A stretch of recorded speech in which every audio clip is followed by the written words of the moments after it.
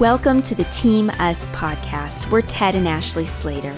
As couples, we all want to win in marriage, right? And we don't mean in a who's right or who's wrong sort of way, but together as a united team. Oneness in marriage isn't always easy, though. Sometimes it's really hard. It can be a struggle to stay connected and face the difficulties of everyday life together. If we're not intentional, it's easy for the us, the you and me, to quickly become you versus me. Well, this podcast is all about marriage as a team and how to live the everyday moments of your marriage together. We'll share honestly and humorously with you about the betters and the worsts of our marriage. You'll hear how grace, commitment, cooperation, and lots of laughter have helped us stay united. Plus, in every episode, you'll also get some practical tips and tools to apply to your marriage. We want to see your Team Us win. We're cheering you on, so let's get started.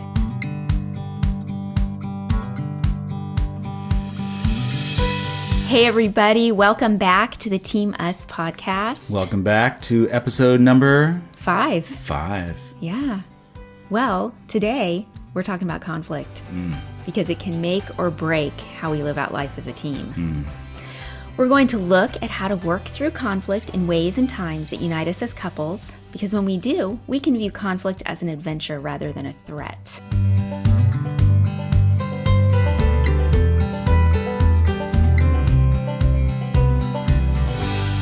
But first, Ted, I thought we'd get real vulnerable. Oh, great. I love this part of the show. And share one of our conflict stories. So something recent or something from... last 5 years. Okay. Yeah. So we mentioned last time that we like to travel. So you and I have ridden the metro in both Paris and Washington, D.C. together. We've taken buses, cable cars, and trains in San Francisco. We've navigated lots of airports and lots of road trips. But do you remember when we got in a fight when we rode the subway in New York together the first time? It was confusing. Yeah, I do. It was not a high point in my life. Or mine. Yeah. I mean, we were there with our two oldest girls who were doing a performance there. And so I was reading the maps, and I had never ridden the New York subway before. But you had.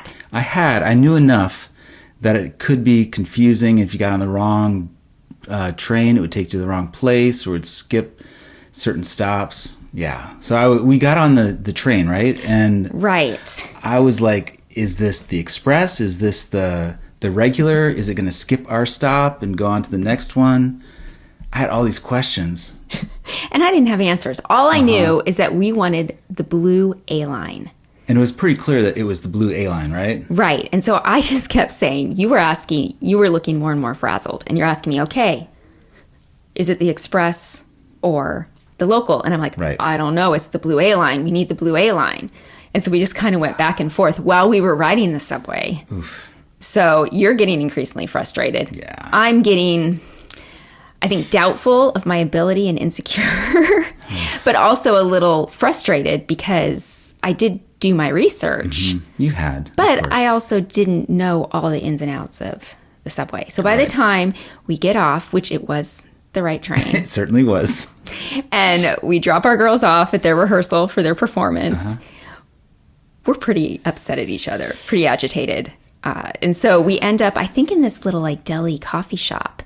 And honestly, what I really wanted to do was to leave you there and go back to the hotel. Oh my! Because Lance, really? Because I was upset, and it's uncomfortable to talk through conflict, right? Right. But I didn't leave. You didn't shut down. Nope.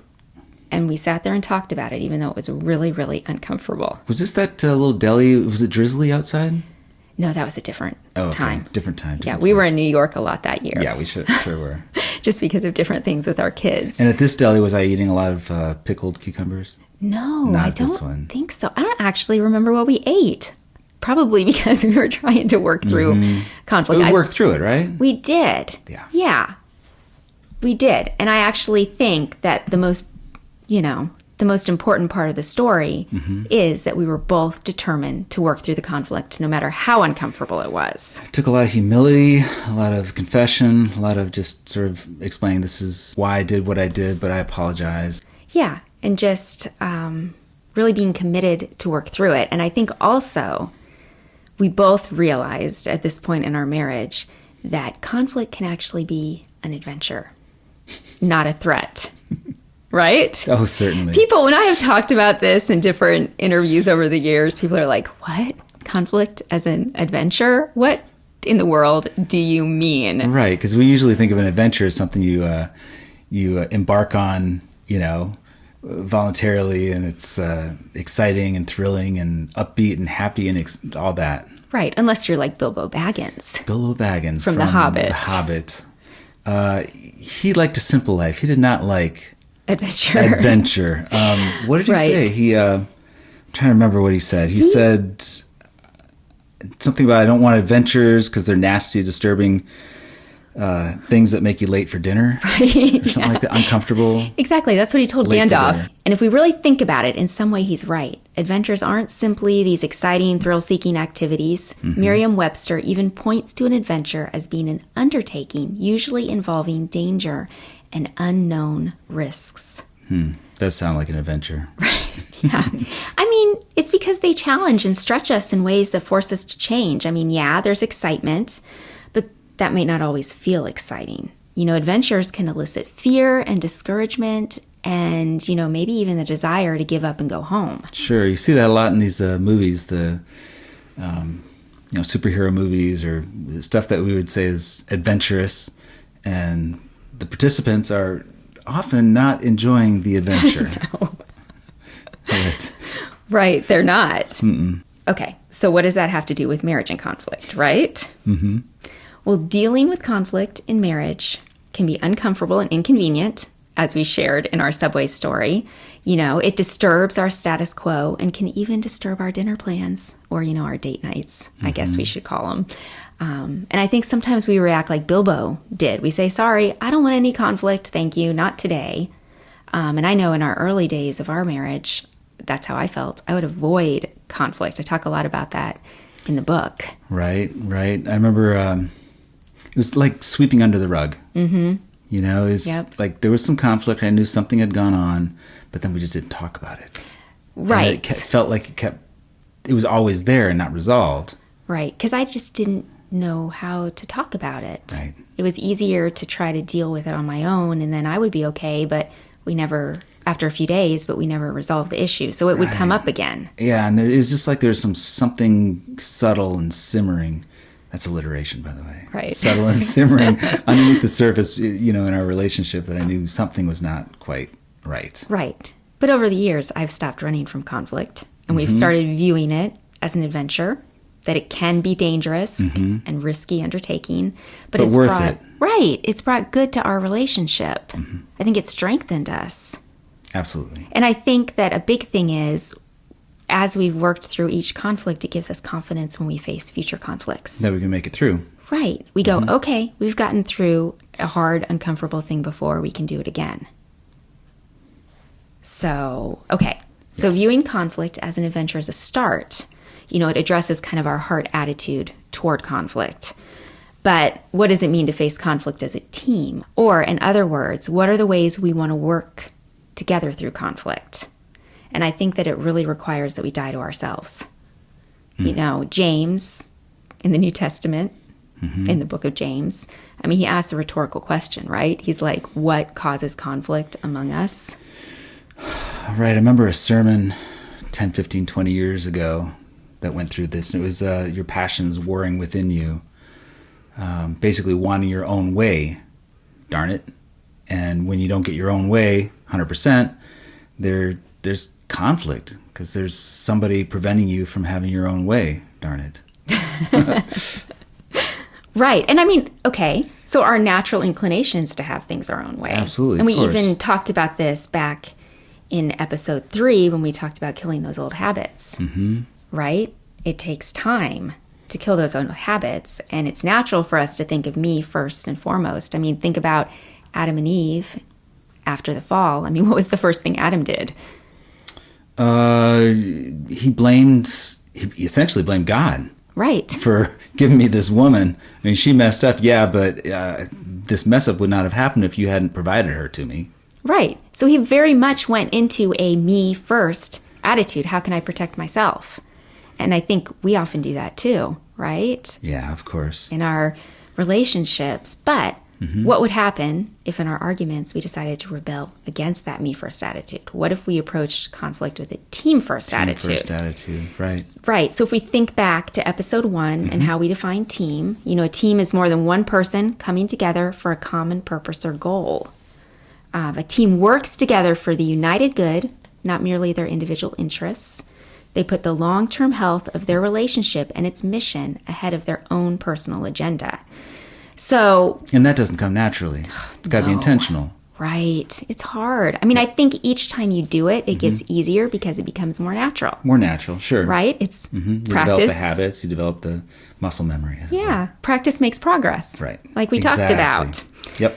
But what does this look like to switch from like a me first to a team first fighter? So you actually have this list of what it looks like to be a me first fighter versus a team first fighter that's from the book. So you're going to... I do, and I have it printed on this piece of paper that you can hear rattling around. So what I have before me is a chart with 2 columns and 7 rows. And in the first column, it's the me first fighter. And the second column is the team first fighter. And you want to be the team first fighter. Right. Right. So the first example is a me first attitude or mentality is the sort of characterize a me first fighter as opposed to a team first fighter, which is an other first attitude or mentality. So for example, in our argument about the trains, if I was taking the me first, I'd continue to say, but I've heard that there are these express lines, and I keep defending myself. And if I'm taking the other first attitude or mentality, I'd slow down. I try to take your perspective. You had done some research already. You already knew it was what, the blue A line. The blue A line. Yeah. So if I pause, stop defending myself, and listen to what you're saying, what you've done, there's no need for me to continue arguing, Right. And it's thinking about the other person in that argument too, not just thinking about yourself, which is what you're saying. Yeah. Let's go to the second one. A me first fighter, characterized by a disregard for the other person's perspective, versus a team first fighter, a desire to understand where the other is coming from. And that we just talked about that. Exactly. Yeah. Good. And we have learned these, just throw this in, we have learned this from personal experience. Sure. Over the years. And I bet it resonates with the listeners as well. Yeah. A third point, a me first fighter is characterized by a fear for or protection of our own personal interest, reputation. Actually, that's the next one also. Right, yeah. Deep concern for our own reputation. So that's 3 and 4, our personal interest and our reputation. Which those really can be combined. Yeah, it's very similar. Right. Yeah. A team first fighter, on the other hand, is wanting a peace brought about by shared interests and less concern for personal reputation. Right. Like once you questioned me, or let's look at me in this. I'll look at myself in this. I should not have been worried about whether I was right or not right. I should have been more concerned with, okay, let's work together to figure out whether we really are on the right train. Instead of saying, well, I did my research and... Yeah, but we're under a lot of pressure. Yes. And we're under time constraints. Right. And so it's pretty urgent that we get it right. This is true. And so in retrospect, I think it was good for you to push, since you had done more research about this particular journey than I had. Right. And I mean, we were on the train, so we were going where we were going regardless. It was moving. We are committed here. Right. We just need to know whether we needed to know where to get off and get on the right train. Right. Yeah. And reputation. See, I'm able to say I was wrong. Right. No, wrong. Exactly. I meant what I said. Yeah. And so maybe for my reputation, that may diminish my reputation saying I was wrong. Yeah. But it makes our team stronger because of what? Well, because our common goal is being accomplished by both of us putting the other first and working together rather than getting stuck in what we think is right and committed to proving it.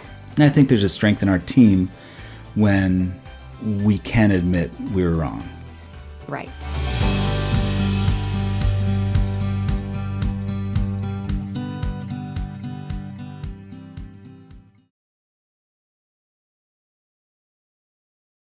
A me first fighter is characterized by a lack of grace and understanding, whereas a team first fighter extends grace and understanding. I think in that case, I could have had a little more grace for the fact that you had good intentions. You wanted to make sure we were going the right place and got there at the right time.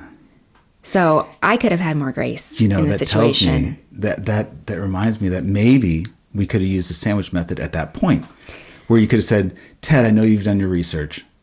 I affirm that, and you're absolutely right that there is different kinds of lines here in New York, in the subway. In this instance, I've done specific research on this particular, route from here to here. But I do appreciate all the work you've done. Some sort of sandwich. Right. Yeah, that would have worked well. I think this example, the story that we're sharing here, which is not the same one that's in the book.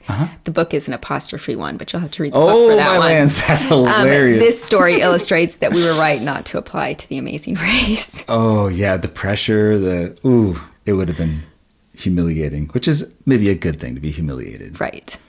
Okay, the next one is a me first fighter has a desire to be.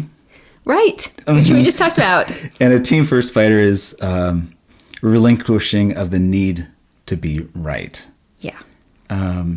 Which, it makes sense. I mean, if you're, as an individual, must be right, and your spouse, therefore, is wrong, that's not good for your team. That's not good for your marriage. You both want to get on the same page and both, agree to something, to being right together. Yeah, it actually makes me think of an article that I wrote at one point about, you hear all these jokes about men saying, yes, my wife's dear. always right. And I have encouraged, fellow wives to be able to say, it's okay if I'm not right. I don't have to always be right. And those jokes actually aren't funny, because that's not good for the unity of the marriage if one of you always has to be right and the other one just has to say, okay, dear. Yeah, that's kind of sweeping it under the rug, right? Maybe, but it's... If I just say, you're right, well, then we really haven't resolved anything, worked through anything, come out the other end or stronger. But it's also not being a team. If one of you has to always be right and the other one knows their place is to say... kind of disrespectful. Yeah, but that's kind of a tangent there. Anyway, back to our list. We're on the 7th row in our 2-column chart. For those of you that like charts. Me first fighter, characterized by a lack of control about how to speak about the other person to others, versus a team first fighter, a concentrated effort to speak positively of the others. Right. And I don't know that this actually applies to this particular story unless I were bad-mouthing you to the children. But they were with us. They got to see the whole uncomfortable thing So a play me out. first fighter could be venting or grumbling Right. to their friends about your spouse. Yeah. Like if I had talked to my buddies and said, yeah, she was such a jerk, insisting that she was right. If I'm grumbling about Ashley to others about our conflicts, that may make me feel better or might protect my reputation, but it's not helping the Slater family, the Slater team. And we'll actually talk It's just about not cool. in a future episode how you should pick those friends that if you are doing that to them, they will say, okay, but maybe you were wrong, Ted. You want those kind of friends who don't just affirm you at all costs. But that's a future episode. Okay, so all of those things on that list really stem from embracing what Paul talks about in Philippians 2:3, which says to do nothing from selfish ambition or conceit, but in humility count others more significant than yourselves. Okay, so here's the thing. Sometimes even if we have the right how, when it comes to working through conflict, which is kind of what we've talked about, it's kind of a game plan. If we want to get back to game plan again for working through conflict, just kind of guidelines. Sometimes our when we fight might be off. And I think this is, we're a little maybe countercultural in the Christian community when we talk about this, but the verse about don't let the sun go down on your anger. For us, we don't take that literally. Yeah. Because I think the spirit behind it is don't put off resolving conflict. Don't put off dealing with this anger thing, this thing that's causing anger. Don't keep putting it off. But if we get in some sort of argument right before bed, if we attempt to resolve it then, it might be a shallow resolution. It might be an artificial. It might just be sweeping under the rug. We might have to say, listen, I don't know what just happened. I need to think about this. I need to figure out what's been going on in my heart. I need to look at the words I use that may have escalated this argument. And I won't be able to complete that process tonight. Can we talk about it tomorrow? Right. We take what I call a break room in our marriage. And I mean, if you think about it, at work, people have break rooms where they go and they take a break, but it's temporary. You always it's one of those TV shows that we watch once in a while where every episode is like they're always in the break room, right? Not working. No, yeah, that's. But a break room TV sitcoms is meant to be temporary. Right. You step away from the stress of your current situation so that you can clear your head, you can think about it, and then you can come back ready to work through it. We have done premarital mentoring over the years, and conflict seems to be something that we end up talking about a lot. Right. And so we really walk the couples that we meet with, we walk them through what this looks like in a practical way in our own marriage. So, what does it look like in a practical way to really take a break with the intention of coming back, right? You've kind of already shared a little bit of it, but I think it's important to say you should not shut down or just storm off.